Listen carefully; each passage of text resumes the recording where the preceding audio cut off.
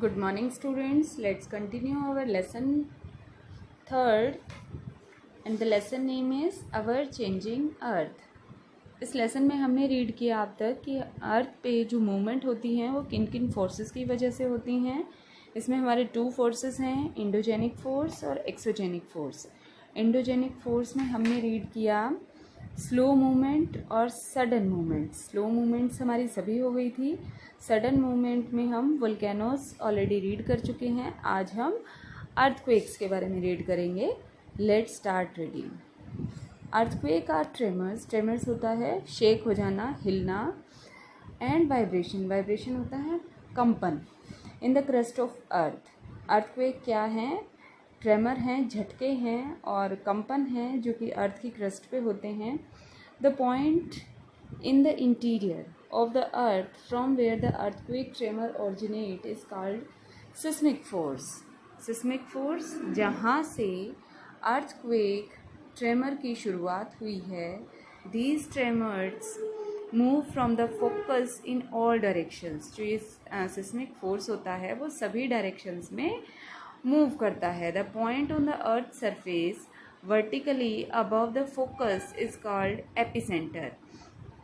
Means ये अर्थ के नीचे जो वाइब्रेशन हुई है, जो ट्रेमर्स आए हैं, जहाँ वो हमारी अर्थ की सरफेस पे शो हुए हैं उसे एपिसेंटर बोला जाता है।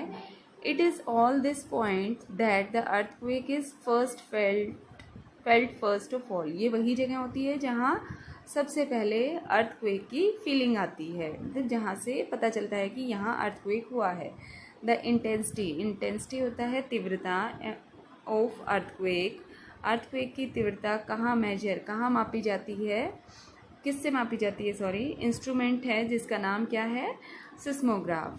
The science of study of earthquake is known as seismology.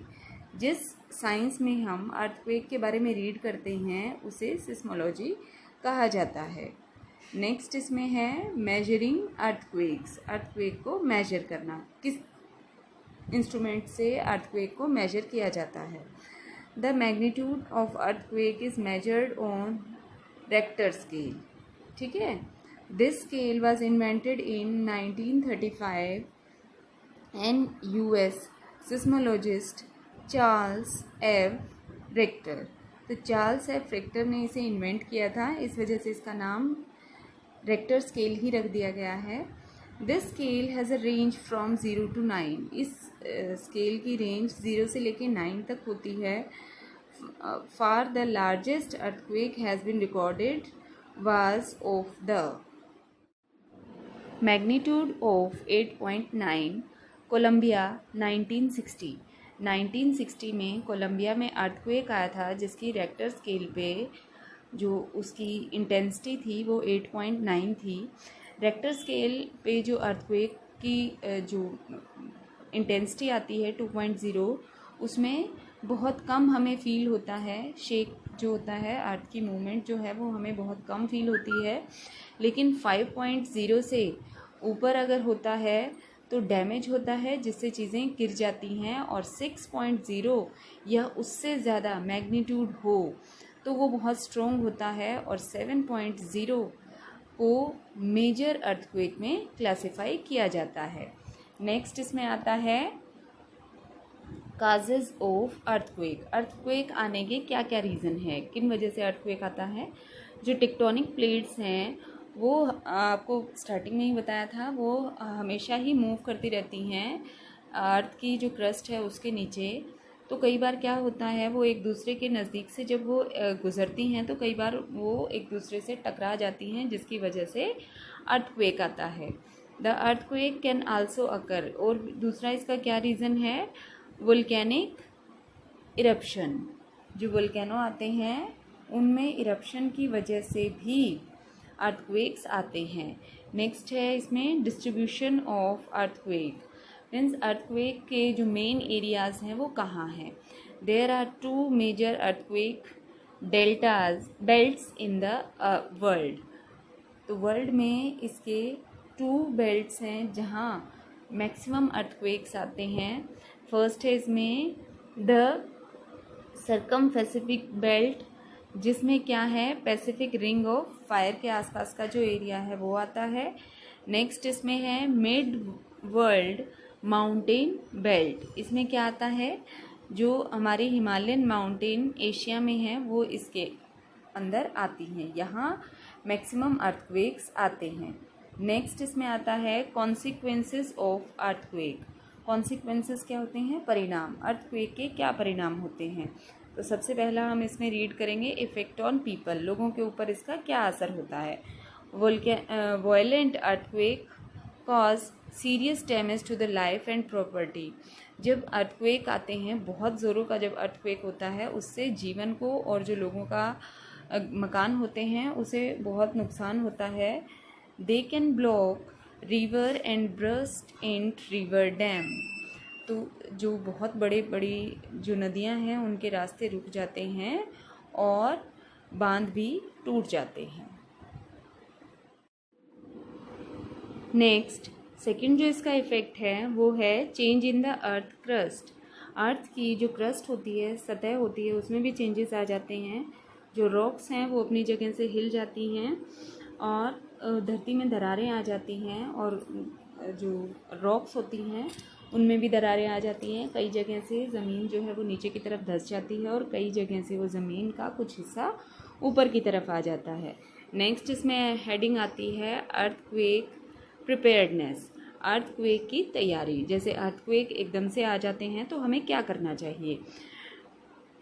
First इसमें है don't get swayed by rumours.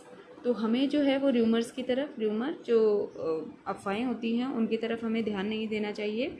जो बातें हमें गवर्नमेंट द्वारा रेडियो, टेलीविज़न या न्यूज़पेपर के थ्रू बताई जाती हैं, सिर्फ उन्हीं पे ध्यान देना चाहिए। नेक्स्ट इसमें सेकंड आता है पैनिक। हमें घबराना नहीं चाहिए जब अर्थक्वेक आते हैं। Move out but don't rush to outside और गो टू द बालकनी। हमें घूमना चाहिए, हमें इधर उधर होना चाहिए, लेकिन हमें बाहर की तरफ या बालकनी की तरफ नहीं जाना चाहिए। अर्थक्वेक आए तो हमें किचन काउंटर या किसी भारी टेबल या डेस्क के नीचे या फिर an inside corner of wall, मतलब उस वहाँ पे हमें शरण लेनी चाहिए, वहाँ पे हमें छिप जाना चाहिए। Don't use lift, stay away from fire places. तो हमें लिफ्ट का यूज़ नहीं करना चाहिए। फायर जो प्लेसेस होती हैं और जो चिमनी के अराउंड के एरियाज़ होते हैं उन एरियाज़ के आसपास भी हमें नहीं जाना चाहिए, मतलब उनसे हमें दूर रहना चाहिए। When outside don't stay under. जब भी हम बाहर होते हैं तो हमें, अगर अर्थक्वेक आता है और हम बाहर होते हैं तो हमें ना तो पेड़ के नीचे और ना ही किसी बिल्डिंग की दीवार के पास खड़े होना चाहिए। हमेशा याद रखना है क्या, remember most loss of human life is caused by collapse of faulty structures, trees, poles etcetera. तो हमें ये नहीं भूलना चाहिए कि किसी स्ट्रक्चर, पेड़ या पोल की वजह से भी लोगों की जानें चली जाती हैं। लास्ट इसमें आता है स्प्रेड अवेयरनेस। अवेयरनेस मीन्स जानकारी। जो हमारे दोस्त हैं और हमारे रिश्तेदार हैं, हमें उन्हें जानकारी को फैलाना चाहिए, ना कि र्यूमर्स को। फर्स्ट हमारा एंडोजेनिक फोर्स कंप्लीट हो चुका है। सेकंड अब इसमें आता है हमारा एक्सोजेनिक फोर्स। एक्सोजेनिक फोर्स में हमारे 2 फोर्सेस हैं। फर्स्ट है वेदरिंग, सेकंड है ग्रेडेशन। ठीक है, सबसे पहले तो एक्सोजेनिक फोर्स क्या है। एक्सोजेनिक फोर्स वो है जो पृथ्वी की सतह के ऊपर होता है। जो पृथ्वी की सतह के ऊपर जो फोर्सेस होते हैं उनकी वजह से अर्थ की जो सिचुएशन है उसमें क्या चेंज आता है। The external force which are active on the surface of earth include weathering and erosion. ठीक है, मौसम और इरोजन की वजह से जो चेंजेस आते हैं अर्थ की सरफेस में उसे एक्सोजेनिक फोर्स कहा जाता है। These 2 forces continuously wear away the landscape. ठीक है, जो लैंडस्केप होती हैं उसमें भी ये जो फोर्सेस हैं इनकी अहम भूमिका होती है। वेदरिंग इज़ द डीके और disintegration of rocks on the surface of the earth due to the exposure to the atmosphere. Atmosphere में ये जो मौसम में चेंजेस आते हैं, इनका एटमॉस्फेयर के साथ जब मिलना होता है तो ही हमारी जो अर्थ की सरफेस होती है उसमें चेंज आता है। Erosion is the wearing away. Erosion क्या है? इरोजन में क्या होता है, जो रॉक्स हैं, पत्थर हैं, वो जो different agents on the surface of the earth like running water, river, glacier, हवा, wind waves and underground water, इन सभी रीज़न की वजह से क्या होता है, इरोजन होता है। किस किस की वजह से इरोजन होता है? एक तो रिवर्स, अपने जो बहता हुआ पानी होता है, ग्लेशियर्स जो मूविंग आइस होती है, विंड वेव्स हवाएं, और underground water. These agents are also known as the agent of denudation. मतलब इसका मीनिंग क्या होता है? Meaning laying bare. The eroded material is transported by these same agents and eventually disposed। मतलब क्या होता है कि ये जो रिवर है, ग्लेशियर है, विंड है, अंडरग्राउंड वाटर है, ये सभी एजेंट जो भी रॉक्स होते हैं उन्हें एक जगह से उठाकर दूसरी जगह डिपॉजिट कर देते हैं। This process of erosion, transportation and disposition is known as gradation. इन इरोजन होना और उसको एक जगह से दूसरी जगह ले जाकर डिपॉजिट कर देना, इसे क्या बोला जाता है? ग्रेडेशन। ग्रेडेशन का मतलब क्या है? Gradation means to being is a common level. ठीक है, ग्रेडेशन का मतलब ये होता है कि जो ज़मीन है, जो जगह है, means to bring to a common level. Common level पे चीज़ों को ले आना। Gradation is achieved through two process हैं इसमें, डिग्रेडेशन एंड एग्रीडेशन। डिग्रेडेशन और एग्रीडेशन, इसके टू प्रोसेसेस हैं जिसकी वजह से ग्रेडेशन होता है। When landforms of high elevation are reduced in height, जब लैंडफॉर्म्स बहुत ऊंची जो जगह होती हैं, ऊंचाई वाली जगहों से जब वो बहुत ज़्यादा हाइट उनकी ऊंची होती है और इन एजेंट्स की वजह से उसकी हाइट को रिड्यूस कर दिया जाता है, the process is known as degradation. तो उस प्रोसेस को डिग्रेडेशन कहा जाता है। When landforms of low elevation are increased in height, जब वो ऊंची वाली जगह, जब इन एजेंट्स की वजह से ये चीज़ें जब एक जगह से लाकर दूसरी जगह पर इकट्ठी कर दी जाती हैं, तो वो जगह में वो उस जगह की हाइट जो है वो इंक्रीज़ हो जाती है। इस प्रोसेस को एग्रीडेशन कहा जाता है। So that's all for today. In our next video we will read about work of river. River के अलावा और कौन कौन से एजेंट हैं जो एक्सोजेनिक फोर्स के अंडर आते हैं।